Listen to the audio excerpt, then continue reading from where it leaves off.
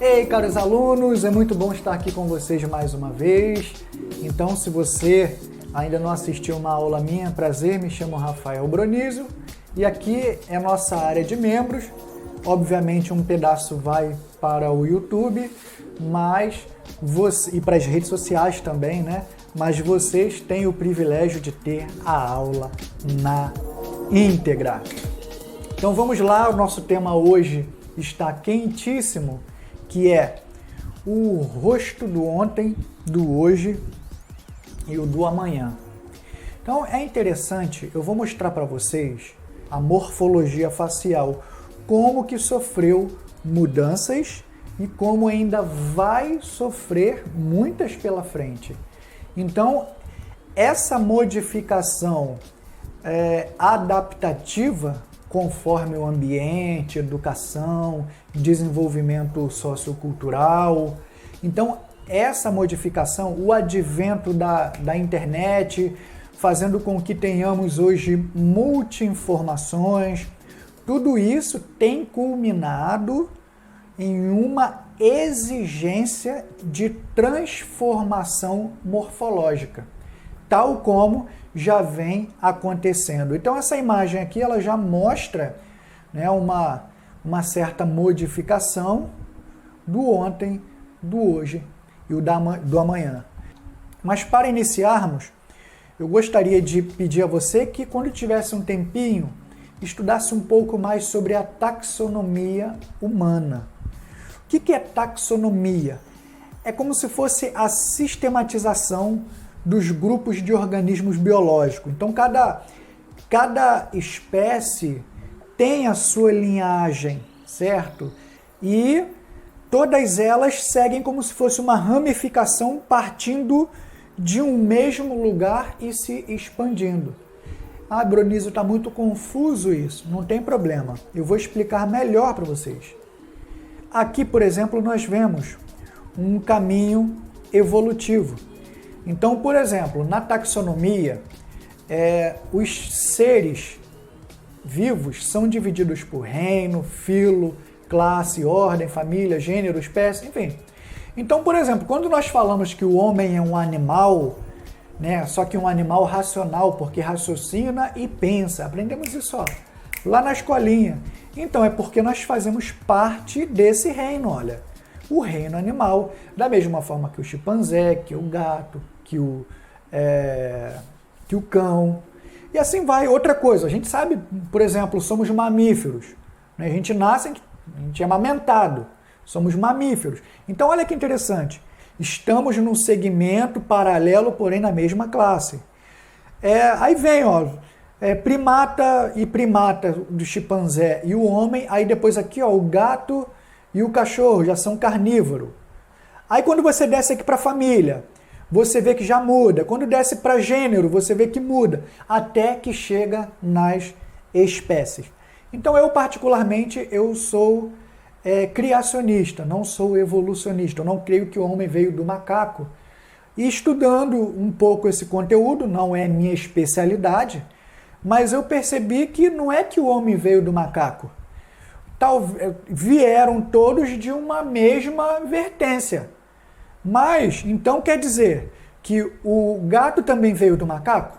Não, você vê aqui que tem uma fluência aqui. Então não é que um veio do outro. Houve um desenvolvimento paralelo. Né? A não ser que tenha alguns cientistas que falam que houve uma mutação genética e tal. Eu não tenho base para discutir sobre essa mutação genética e nem é o foco principal aqui. Mas o principal é essa linhagem aqui. Então até que chega a parte do gênero Homo. É aí onde surge aquele monte de fósseis que foram descobertos em escavações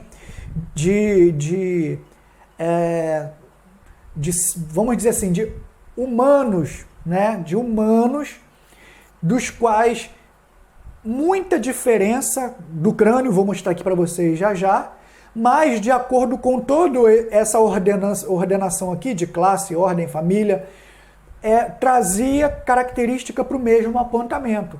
Então, você vê, se você fizer uma pesquisa, tem o Australopithecus, aí tem o Homo habilis, Homo erectus, Homo neandertal. Nós somos o Homo sapiens.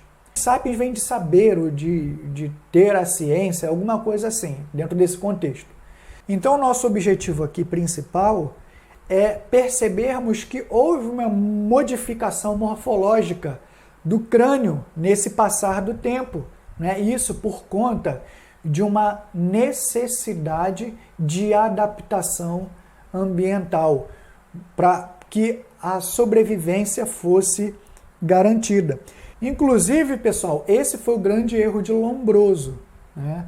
Lombroso, não sei se você já ouviu falar, ele foi um médico psiquiatra, cirurgião, higienista, antropólogo, enfim, foi um cientista, e ele quis identificar características, né, de pessoas delinquentes e pessoas com distúrbios mentais. Ele queria verificar se a conformação do crânio tinha alguma influência nisso. E com isso, pessoal, ele criou uma espécie de determinismo, onde ele, utilizando a palavra atávico, ele queria dizer que o criminoso já nascia criminoso e não teria jeito para ele. Nasceu criminoso, vai morrer criminoso. Só que ele não contava com a questão do desenvolvimento cerebral, ele não contava com a questão da educação, o contexto que a pessoa estivesse vivendo, o clima que a pessoa estivesse vivendo, nada disso foi considerado. Da mesma forma, preciso dizer que ele não focou somente no crânio, ele verificou outros pontos, como tatuagem e outros elementos mais que não vêm ao caso aqui agora. Mais para frente, qualquer coisa fala comigo que eu faço um vídeo especificamente sobre ele. E foi ele que criou a escola positiva, foi considerado praticamente a primeira escola de criminologia, né? Então todo mundo que vai estudar alguma coisa sobre criminologia, com certeza vai ouvir falar de Lombroso. Deixa eu abrir outro parênteses aqui. Eu às vezes ouço pessoas que se dizem especialistas em determinadas áreas querer bater na fisiognomonia, dando como argumento Lombroso. Isso é determinismo, é lombrosiano, estão ressuscitando Lombroso. Então, essa pessoa ela pode ser especialista na área dela, mas quando ela cita isso, ela está provando para mim que ela não entende nada de fisiognomonia e não entende nada de análise facial.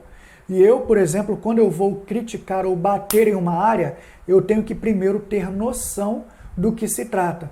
Porque Lombroso não tinha nada a ver com fisiognomonia, era um estudo totalmente paralelo, talvez se aproximasse muito mais da frenologia, que vem um pouquinho antes de Lombroso, ou ali próximo, mas que tinha uma série de estudos baseados também na craniometria.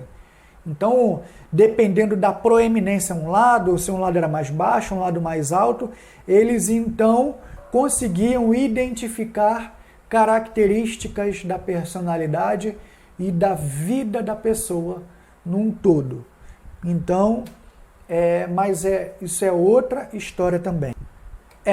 Então, como nós estamos falando de cérebro, e daqui a pouco nós vamos falar mais especificamente sobre algumas coisas da análise facial, da fisiognomonia, da morfopsicologia, então preciso falar com vocês que o nosso encéfalo, aqui, ele basicamente se divide em 3 partes. Se você está dentro da nossa área de cursos, teve um momento que eu falei sobre esse ponto aqui, mas agora está mais ampliado, né? Foi um estudo inicialmente, uma teoria desenvolvida por Paul MacLean, mas foi muito questionada por muito tempo. Porém, principalmente por questão de data, de evolução, essas coisas assim. Mas, recentemente, com o advento da inteligência emocional, graças aí ao Daniel Goleman, um livro famosíssimo, eu vou deixar no final aqui para você saber qual é. Ele ele cita essas áreas do cérebro. E eu deixei aqui pintadinho para você ter ideia, onde essa lilás aqui seria o cérebro, a parte do cérebro reptiliana, né? Que aqui seria o bulbo, a ponte e aqui o mesencéfalo. Então isso aqui constituiria o cérebro reptiliano. Aqui para trás está o cerebelo. Essa parte verde aqui, que seria o diencéfalo, é interessante porque aqui é o nosso compêndio emocional. Ele está nessa região aqui. Por isso que é chamado de cérebro emocional ou cérebro mamífero. Tá ok? Porque aí entra, conforme Paul MacLean, ele dizia que essa parte lilás aqui era o cérebro presente nos mais primitivos, os répteis. Essa parte verde aqui já estaria presente nos mamíferos. Agora, essa parte cinza aqui, ela só está presente no Homo sapiens, só no ser humano. E cada uma dessa parte tem uma função bem específica, certo? Como, por exemplo, aqui no reptiliano, é toda aquela parte nossa que nós, vamos dizer assim, nós não temos certo controle sobre ela, como pulsação, fome, temperatura, batimento cardíaco, pulsação, enfim. Então estaria imbuído aqui, dentro do reptiliano. O verde, que seria o cérebro emocional, está nossas emoções, nossos medos, a raiva, as interações sociais, estão todas aqui, ó. Então, essa parte cinza aqui, ela já seria o neocórtex, responsável pela parte mais peculiar do ser humano, como processamento do pensamento, nossa parte cognitiva toda, nossas tomadas de decisão, nossas soluções de problemas, tudo estaria dentro dessa região aqui. Bom, e como eu falei, cada uma vai representar aí um animal, entre aspas, né? A característica, não só representativo. E, consequentemente, elas vão representar uma região na face do indivíduo, certo? Por exemplo, essa região aqui que a gente vai ver já já, do terço superior, seria parte relativa ao neocórtex. Essa parte verde seria a expressão da parte emocional. E essa parte mais roxa aqui seria a expressão da parte reptiliana, certo? Ou mais primitiva. Então, por isso, pessoal, você vai ver que é impressionante como que se casa perfeitamente essa correlação, certo? E a morfopsicologia, ela interage muito dentro desse contexto com muita assertividade. E agora, olha só, por curiosidade, essa parte aqui, cada parte dessa poderia também ser dividida em 3, mas não vou falar isso agora para não confundir. Mas também, cada parte dessa representa o corpo num todo. Quer ver? Então, olha aqui comigo, olha. A parte da cabeça do homem, que representa a razão, o centro de tudo. E você pode perceber que eu ouvi uma coisa e achei interessante. Quanto maior a importância do nosso órgão, mais para cima ele vai estar. Eu achei interessante isso. Por isso que todos os nossos sentidos, eles estão, os receptores dos sentidos estão na cabeça. E por isso que a cabeça está no alto. E por isso o cérebro é o topo de tudo. E por isso que o Calvo não gosta que esteja ninguém sobre ele. Mas voltando aqui, olha. A região que representa a emoção, ela pega aqui, ó, do tórax. Você pode ver onde fica o coração, inclusive pulmão, que fala das aspirações. Enfim, você vê que uma pessoa quando está triste, murcha essa região, está alegre, ela infla essa região. E aqui você vai ver que está a representação do reptiliano.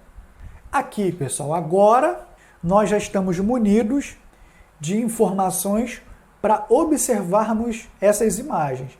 Então, se não me falha a memória, essas imagens aqui foram desenvolvidas pelo Cícero Moraes, que é um designer brasileiro, ficou famosíssimo com a reconstituição facial de diversas personalidades, né, que morreram, enfim, há muito tempo e não sem ter deixado muitos vestígios. Então, repara bem como que é, olha, os terços, tá vendo como é que é a testa, como que é essa região aqui, esse segundo terço aqui, o central, o inferior.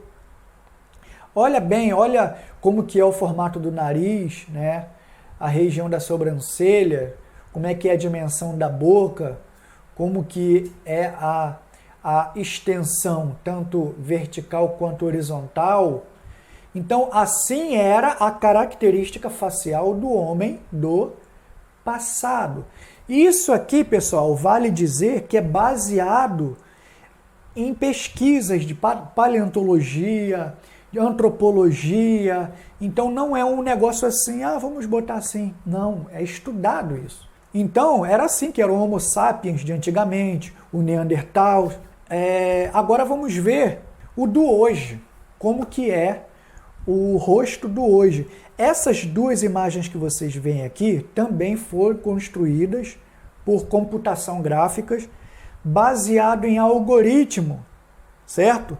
E a ideia aqui era, segundo os cientistas, replicar qual o possível rosto que seria o mais bonito do mundo, o rosto mais belo do mundo. Então eles chegaram a essa conclusão aqui, ó. Aí de repente você vira para mim e fala, realmente são bonitos, mas não acho tão bonito assim. Pessoal, a conclusão que eu tiro aqui é o seguinte, não é que sejam os rostos mais bonitos, mas com certeza você não vai achar esse rosto feio, tá? Não vai achar esse rosto feio. Bom, deixando o tópico de beleza à parte, que não é o nosso foco aqui, o nosso foco aqui é a morfologia da face. Então vamos partir para ela de novo. Segundo as divisões, você vê, olha, as três divisões conforme a gente viu naquele slide lá, certo? Então, o terço superior seria essa região aqui, o terço médio e o terço inferior. Aqui seria o tríquio, deixa eu escrever aqui, só para você saber do que se trata. Então, olha só, vou botar aqui de branco, tá, vou botar de amarelo, pronto. Então, aqui, nessa mediação aqui, nessa linha capilar, aqui é chamado tríquio, tá? É o nome que se dá. Essa linha aqui, fazendo a mediação do terço, aqui só para te lembrar, se você já viu em outra aula legal, se não viu, tudo bem, essa entrada aqui, você vê que a linha ela fica bem rente à entrada do orifício, né? Do orifício dos olhos, né? Chamado cavidade orbital. Então aqui é chamado de glabela. Glabela. Desculpa, minha letra não é muito bonita. A culpa não é da caneta dessa vez, que a caneta agora é top de linha.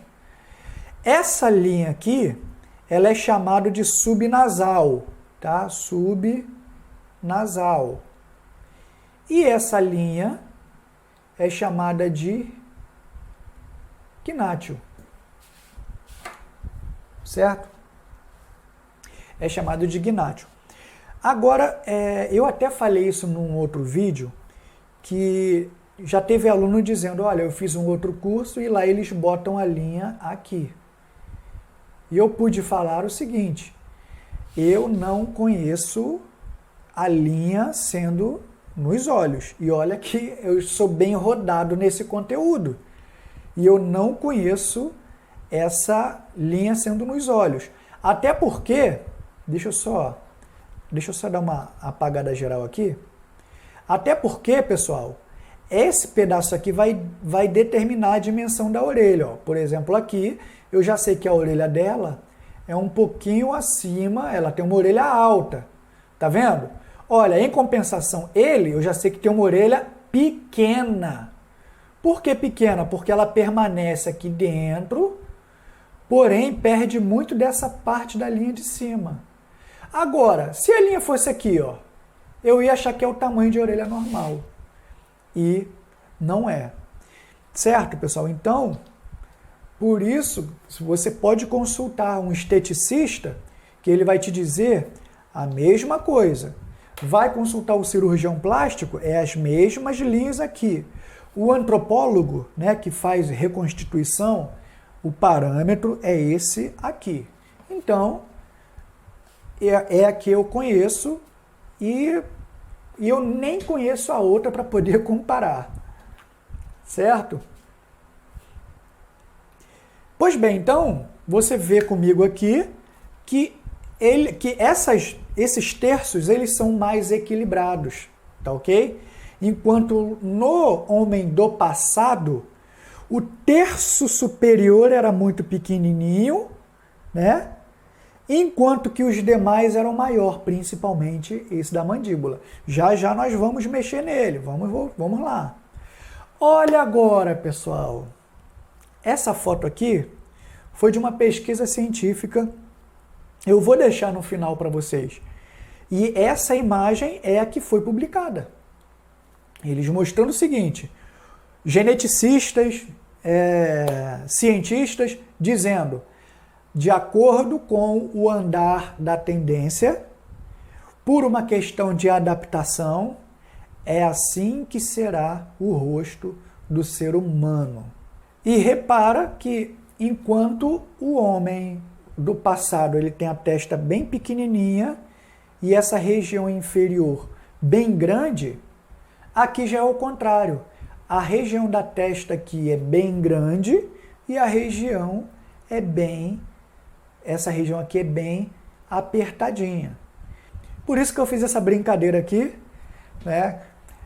Porque olha que interessante, os ETs são considerados avançados, são considerados do futuro. E onde você vê ET, geralmente é com essas mesmas características.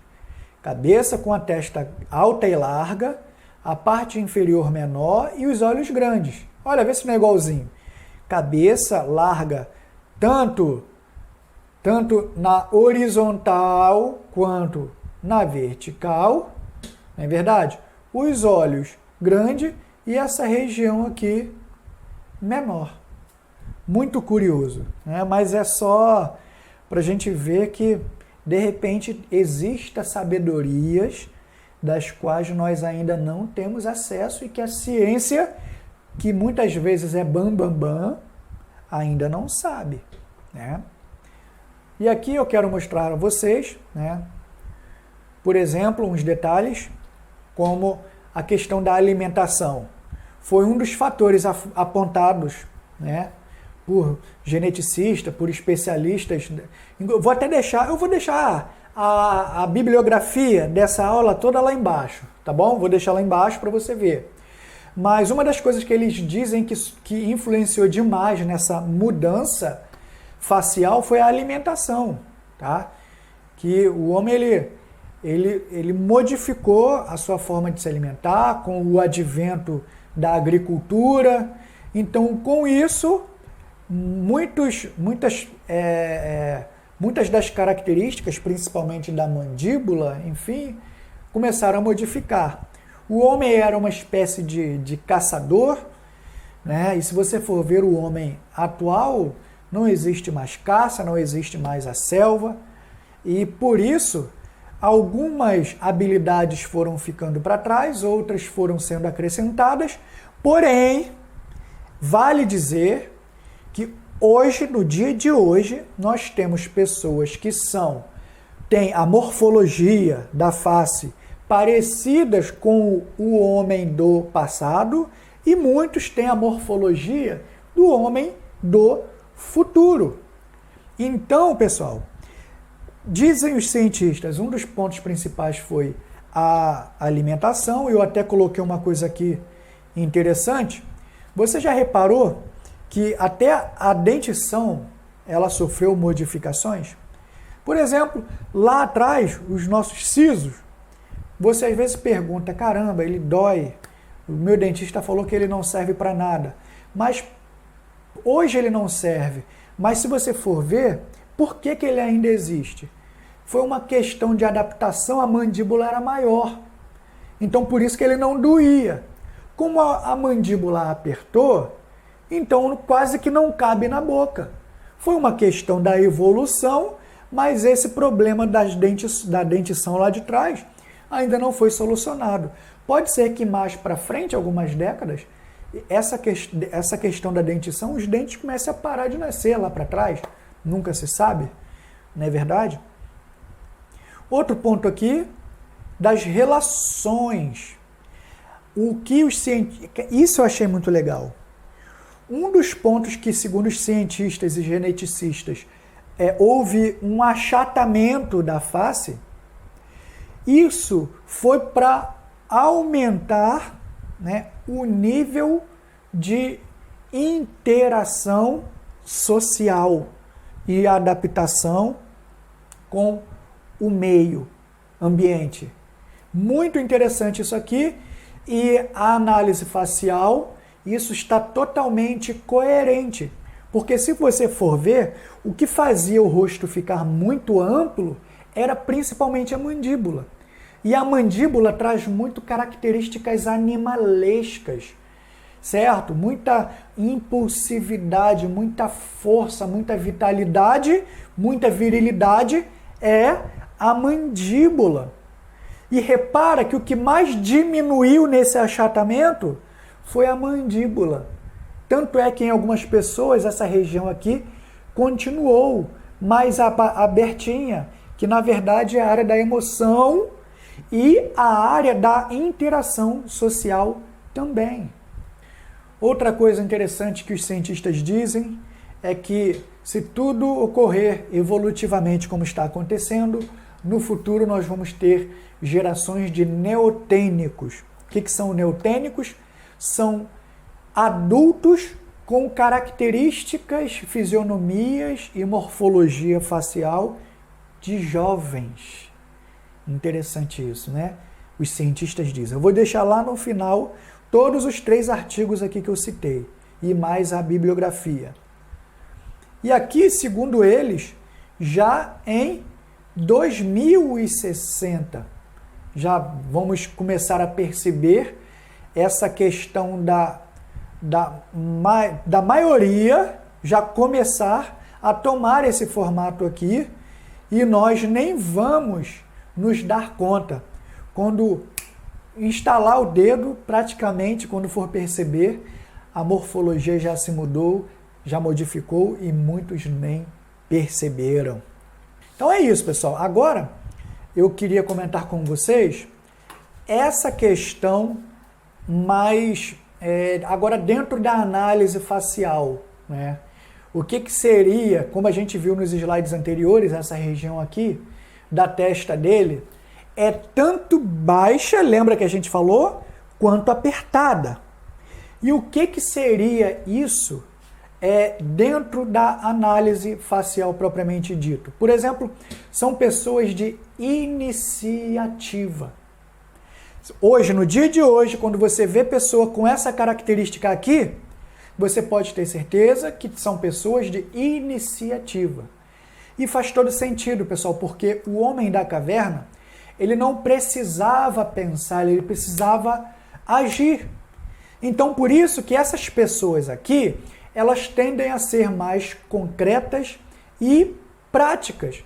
Justamente, a imaginação ela tende a ser reduzida, porque o objetivo delas é o foco, certo? Por isso que elas são pessoas de produtividade, pessoas que têm essa testa baixinha, são de executar, pessoal. São pessoas como é que eu posso dizer, pensamento voltado para ação, para fazer. São fazedores, enquanto esses daqui são pensadores. Já já vou falar sobre ele. Já já. Então, pessoal, essa diferença a gente tem que perceber. E eu quero deixar claro o seguinte, lembrando que tanto esses daqui quanto esses daqui vivem em nosso momento. Bom, mas como a gente viu, a testa dele não é apenas fechada, é baixa. Ela é também fechada. O que eu chamo de fechado? É essa região aqui, ó, tá vendo? Ela faz tipo quase um triângulo. Então você vê que em algumas pessoas isso se fecha com o cabelo, né? A minha, por exemplo, ela se abre, olha aqui, tá vendo? Mas tem pessoa que tem cabelo vindo fechando aqui assim, ó. Ó, tá vendo? Assim. E esse fechar, pessoal, indica pessoas que preferem rotinas. Elas lidam bem, melhor com rotinas e faz todo sentido, porque o homem da caverna, ele não era como o homem atual, de vários compromissos, várias coisas diferentes. Era rotineiro, era sempre a mesma coisa, sair, pescar, caçar, comer, voltar, descansar. Era isso. E por isso, pessoal, quem hoje tem a cabeça, ou seja, a testa com esse formato assim fechado, acabou herdando uma dificuldade em lidar com novas ideias. Então você vê que geralmente são pessoas tradicionalistas. O novo espanta. O novo pode até escandalizar. Como eu acho que eu falei, que acabam sendo também pessoas que usam menos o processo de imaginação. A frequência deles é diferente. A inteligência deles é voltada para outra questão. Esse outro coleguinha aqui, ó, você já vê o quê? A testa dele é aberta e é alta. Você observou isso? Olha lá, ó. É aberta e é alta. Então, eu gosto de usar uma metáfora que testa aberta, mente aberta. O que seria esse mente aberta? São pessoas que acabam tendo grande criatividade e grande capacidade de raciocínio e intelecto muito desenvolvido. Essa pessoa aqui, né, nos dias de hoje, ela expandiu aquela área do cérebro que a gente viu lá no início, voltado para para o cognitivo, para o pensamento. Por isso que são muitos pensadores, muitas pessoas, muitos filósofos, são pessoas que desenvolveram as suas racionalidade e criatividade. Com isso, naturalmente, o que elas vão ter? Boa memória. Boa memória, e essa abertura acaba dando para ela uma capacidade, essa expansão de generalistas. Se fosse falar de um médico, o médico A e o médico B, esse aqui seria o mais generalista, esse seria o mais especialista. Ah, mas Bronísio, todos os médicos são generalistas e depois faz uma especialização. Não é isso. Você vai ver que esse daqui, saber de uma área só para ele é muito pouco, porque ele tem muita capacidade imaginativa, certo? Então, é isso, eu falei mente aberta, mas repara que também é alta. E essa testa alta é o que traz talvez um problema para muitos. Porque são pessoas que pensam muito, pensam, analisam, refletem. Só que ela pensa tanto, ela esquematiza tanto, que muitas vezes ela acaba esquecendo de botar em prática. Porque de tanto que ela pensa, de tanto que ela imagina, de tanto que ela confabula, né? Porque ela tem imaginação que é muito fértil, aprende coisas complexas, né? E a gente costuma dizer também que a testa alta está voltada para a espiritualidade, testa aberta para a materialidade. Testa aberta, houve uma expansão, e a expansão tem a ver com o indivíduo que se adaptou.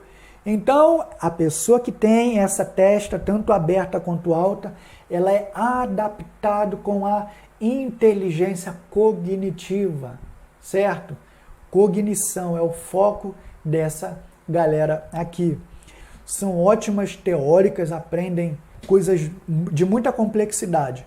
Então, pessoal, são inteligências diferentes, tá? Inteligências diferentes. Enquanto esse daqui é ótimo para pensar e desenvolver estratégias, esse daqui vai ser ótimo para botar em prática, fazer acontecer. A natureza é perfeita. Quer ver um exemplo? Eu falei da mandíbula, não foi? Então, essa mandíbula aqui é uma mandíbula de ação, uma mandíbula grande, uma mandíbula proeminente, mandíbula de vitalidade, de combate. Eu acho que eu falei isso lá em cima, pessoal. Então, essas são características que acabam sendo importantes e não quer dizer que um é mais privilegiado do que o outro. A boca grande, boca você vai ver que está muito ligado à energia sexual, à impulsividade, expressividade. Tudo isso está dentro do contexto dessa boca que é grande, né? Boca muito grande pode revelar também imprudência.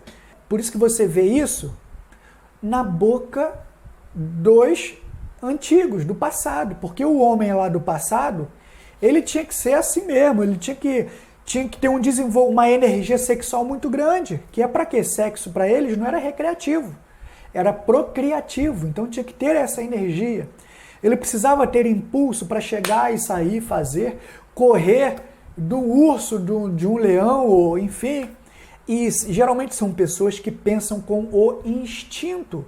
Então, era essa a realidade antiga. Então, pessoal, está tudo em sintonia, tudo perfeitinho, tudo conforme a natureza previu de necessidade. Então, as necessidades do homem moderno não seriam atendidas se a população fosse toda com as características instintivas de antes, né? Da época que o neocórtex não era desenvolvido ainda. Então, outro ponto importante aqui, pessoal, é aqui, olha aqui, ó.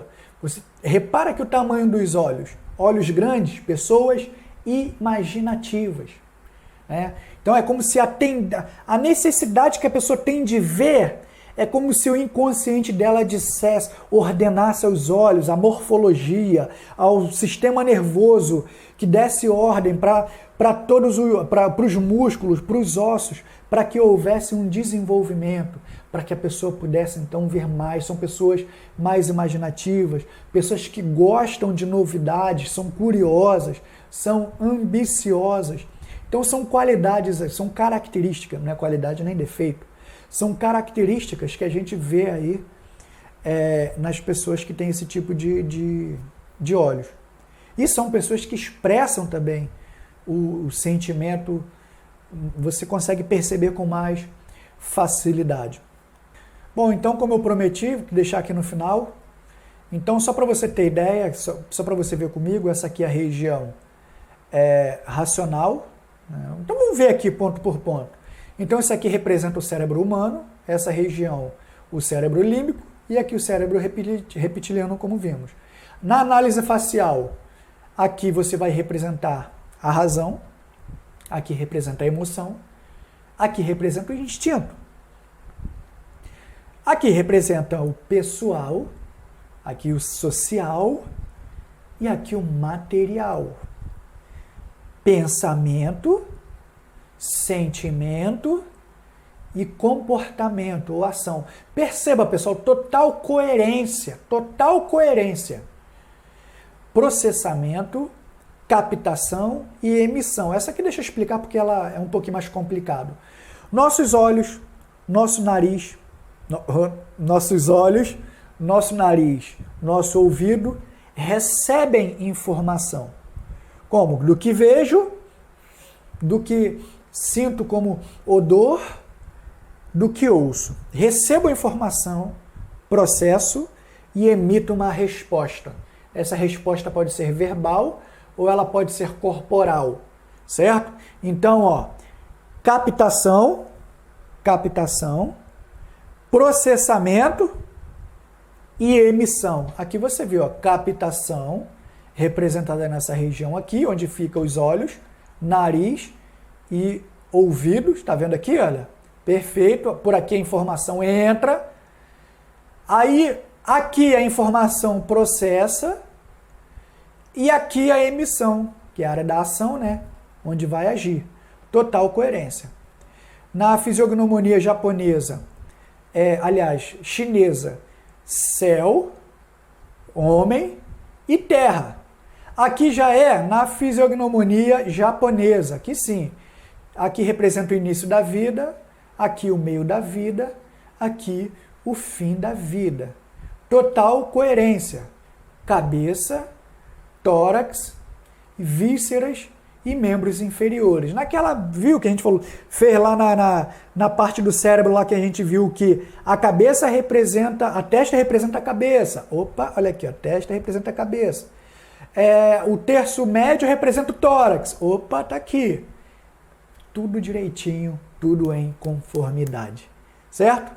Então, beleza, pessoal. Agora eu vou só mostrar aqui para vocês os 3 artigozinhos. Eu vou deixar os links aí para você ver, né, os 3 que nós citamos. E também os livros. Vou ver se eu deixo o link também deles aí, né, para você também poder ter acesso. Essa foi a bibliografia do conteúdo dessa maravilhosa aula feita com todo carinho para você. Então, muito obrigado, espero que você tenha gostado, tenha aprendido, tenha anotado muito, porque o meu desejo é que você aprenda, cresça, estuda e se desenvolva nessa área que é tão nobre e muitas vezes maltratada por aqueles que não a conhecem. Beijo no coração e até a próxima.